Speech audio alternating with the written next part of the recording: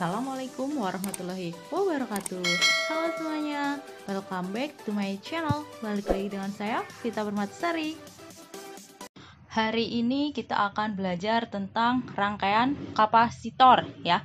Kemarin kan kita sudah belajar tentang kapasitas kapasitor. Sekarang kita lanjutkan ke rangkaian kapasitor. Yang pertama, kita menganalisis rangkaian kapasitor itu sendiri. Tujuan merangkai kapasitor adalah untuk mendapatkan kapasitas kapasitor sesuai dengan yang diperlukan. Yang selanjutnya ada rangkaian seri ya. Jadi kapasitornya disusun secara seri. Di sini ada C1, C2, C3 dan C4.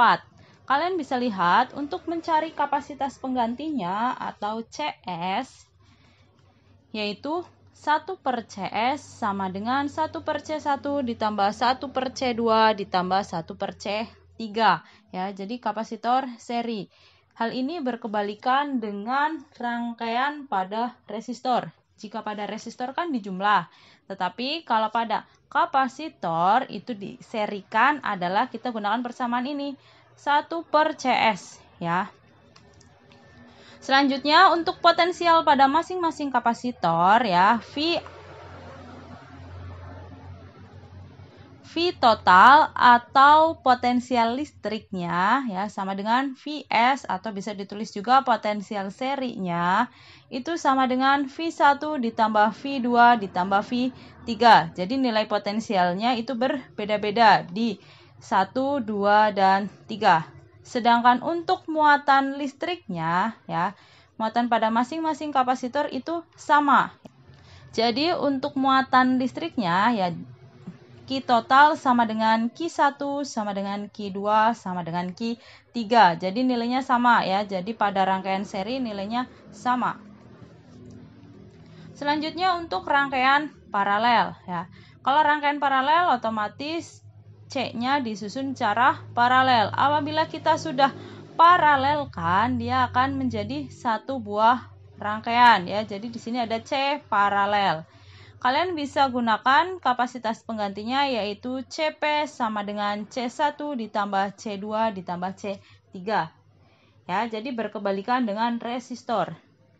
Kalau misal di resistor kan mencarinya 1/R. Nah, kalau di kapasitor kita jumlahkan untuk yang paralel. Untuk muatan pada masing-masing kapasitor, kalian bisa gunakan ini ya. Jadi kalau muatan di rangkaian paralel itu nilainya berbeda. Q totalnya sama dengan Q1 ditambah Q2 ditambah Q3. Jadi berkebalikan dengan yang seri tadi ya. Sedangkan untuk potensial listriknya nilainya sama. Jadi untuk potensial listrik total ya atau tegangan listriknya Vt sama dengan Vp ya. Ini kenapa P? Karena paralel sama dengan V1 sama dengan V2 sama dengan V3. Untuk lebih mudahnya kalian bisa gunakan tabel berikut. Ya, untuk susunan rangkaian kapasitor. Apabila disusun secara seri seperti ini, apabila disusun secara paralel seperti ini. Jadi kalau misal seri tidak ada percabangan, tapi kalau paralel itu ada percabangan. Kalian bisa gunakan ini untuk muatan listrik, beda potensial listrik dan kapasitansi ya, kapasitor. Berkebalikan ya. Jadi untuk ini kenapa QS maksudnya muatan seri ya, jumlah muatan seri. Ini jumlah muatan paralel. Ini juga sama, potensial paralel, yang ini potensial seri untuk membedakan. Kalian bisa gunakan VT boleh total ya. Selanjutnya untuk menentukan energi yang tersimpan di dalam kapasitor yang bermuatan. Jika kapasitor diberi muatan, sesungguhnya ya, yang terjadi adalah pemindahan muatan listrik dari satu bidang kapasitor ke bidang yang lain. Untuk itu diperlukan sebuah usaha ya. Usaha yang diberikan untuk memindahkan muatan disimpan di dalam kapasitor sebagai energi. Kalian bisa mencarinya dengan cara energi yang tersimpan dalam kapasitor dirumuskan dengan yang pertama ada W sama dengan setengah dikali Q dikali V. Ya, W itu apa? Energi atau usaha. Sedangkan untuk persamaan yang kedua kalian bisa gunakan W sama dengan setengah dikali C dikali V kuadrat. Sedangkan yang ketiga, kalian bisa gunakan W sama dengan setengah kali Q kuadrat dibagi C. Ya, tergantung. Jika di soal diketahui potensial listrik dan muatan listrik, kalian bisa gunakan persamaan yang pertama. Jika yang diketahui kapasitansinya, C-nya dengan V-nya, kalian bisa gunakan persamaan yang kedua. Jika yang diketahui Q dan C-nya, kalian bisa gunakan persamaan yang ketiga. Ini kalau misal kalian sudah paham C itu sama dengan apa, waktu penjelasan sebelumnya, tidak perlu menghafal rumus ya, rumus tidak perlu dihafal. Nah, untuk digambarkan di sini ada grafik hubungan V dengan Q, ya, yaitu di sini ada E energi atau W usahanya.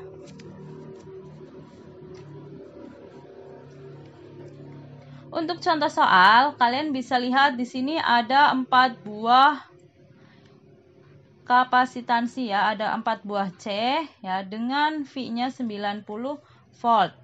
Jika C1 4 mikrofarad, C2 6 mikrofarad, C3 2 mikrofarad dan C4 8 mikrofarad, hitunglah kapasitas pengganti rangkaiannya. Yang B muatan pada masing-masing kapasitor. Ya, kalian ini dibacanya mikro ya. Kita coba selesaikan satu per satu. Kita coba yang A dulu ya. Diketahuinya, ditulis lagi tadi C1, C2, C3, dan C4. Serta potensial listriknya 90 volt. Yang ditanyakan C total atau C serinya ya. Sedangkan yang B ada muatan Q1, Q2, Q3, dan Q4. Kita coba satu per satu.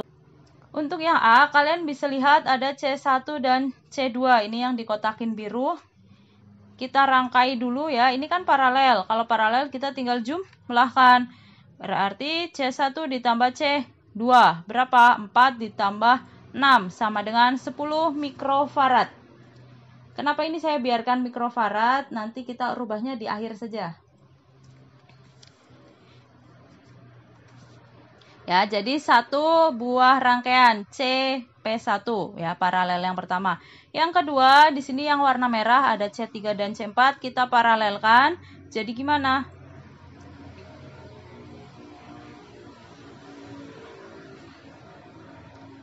CP2 sama dengan C3 ditambah C4 ya.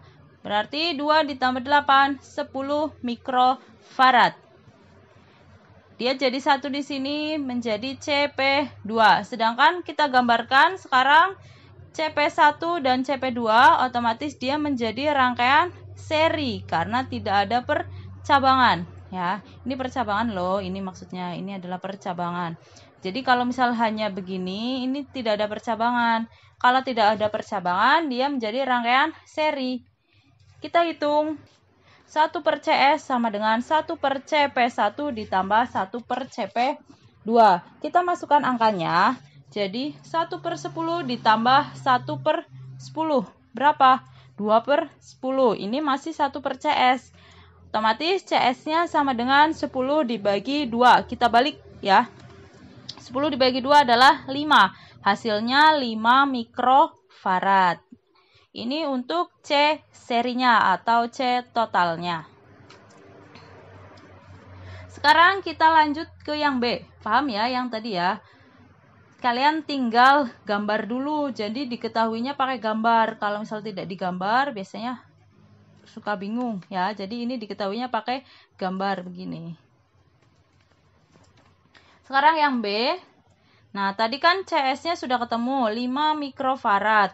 Kemudian potensialnya 90 volt. Kita bisa hitung bahwa muatan yang berasal dari sumber tegangan dapat dihitung dengan persamaan ya. CS sama dengan QS dibagi V. Atau kita balik QS sama dengan CS dikali V. 5 dikali 90 berapa? 450 mikrokolom. Ya, kenapa ini mikro? Karena tadi kita tidak rubah ya, di sini tetap mikrofarad. Otomatis di sini tetap mikrokolom.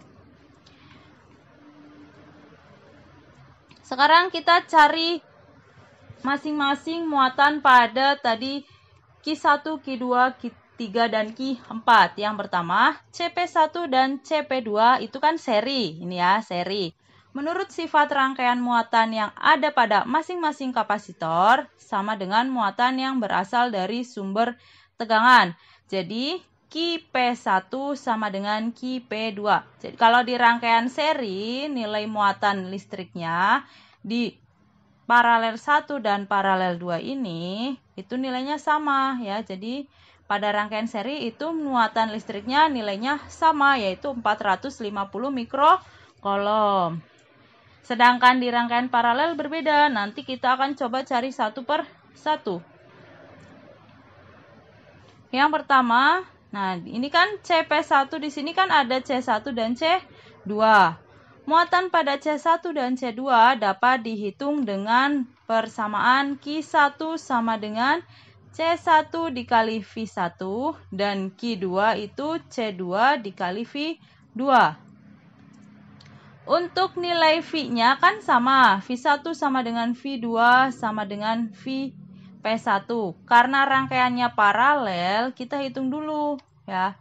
Vp1 ini sama dengan Qp1 dibagi Cp1.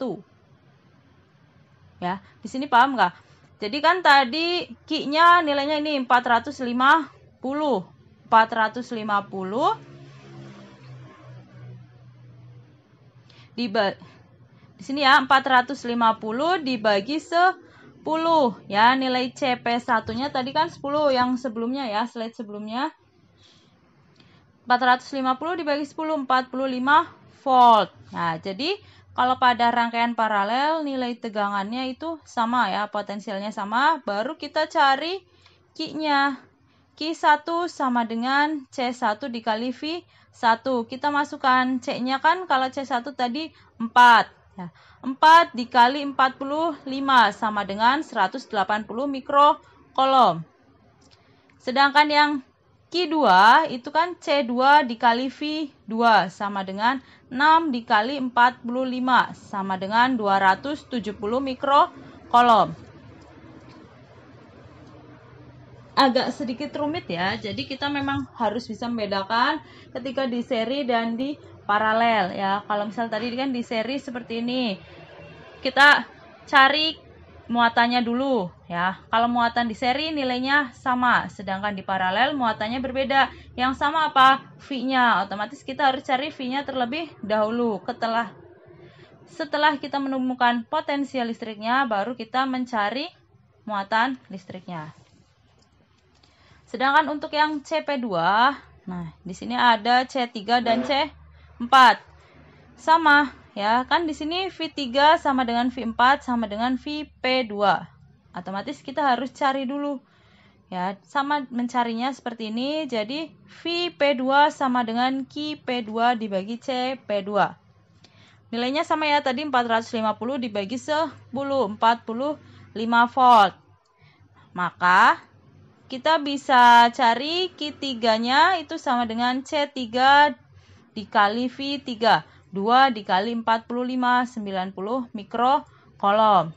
Sedangkan Q4-nya C4 dikali V4. 8 dikali 45 sama dengan 360 mikrokolom. Pahami sedikit-sedikit ya, jadi memang agak sedikit rumit. Kalian bisa pahami satu persatu. Apabila ada yang bingung, boleh tanya saja. Tidak usah khawatir. Selanjutnya untuk contoh soal yang kedua. Sebuah kapasitor memiliki kapasitas 600 mikrofarad. Dihubungkan dengan sumber tegangan 100 volt. Hitunglah A. Muatan pada kapasitor. Yang B. Energi listrik yang tersimpan dalam kapasitor. Kalau kalian banyak latihan soal, insya Allah akan lebih mudah ya, dan lebih mengingat. Yang pertama kita cari dulu diketahuinya ya. Diketahuinya C sama dengan 600 mikrofarad atau sama dengan 6 kali 10 pangkat min 4 farad.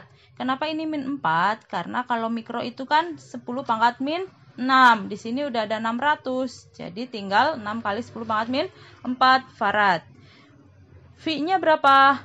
Tegangannya atau potensinya 100 volt. Yang ditanyakan, yang A adalah Q-nya, yang B adalah W-nya, usaha atau energi. Sekarang kita coba jawab yang A. Q itu sama dengan C dikali V. Kita masukkan angkanya 6 kali 10 pangkat min 4 dikali 100. Hasilnya 6 dikali 10 pangkat min 2 kolom. Sedangkan yang usahanya, karena di sini sudah ada Q dan sudah ada V, kalian bisa gunakan setengah QV. Setengah dikali 6 kali 10 pangkat min 2 dikali 100. Hasilnya, ini bisa dicoret ya. Ini dicoret. Tinggal setengah dikali 6, 3 Joule. Udah ya, kalau yang ini tidak serumit yang tadi sebelumnya.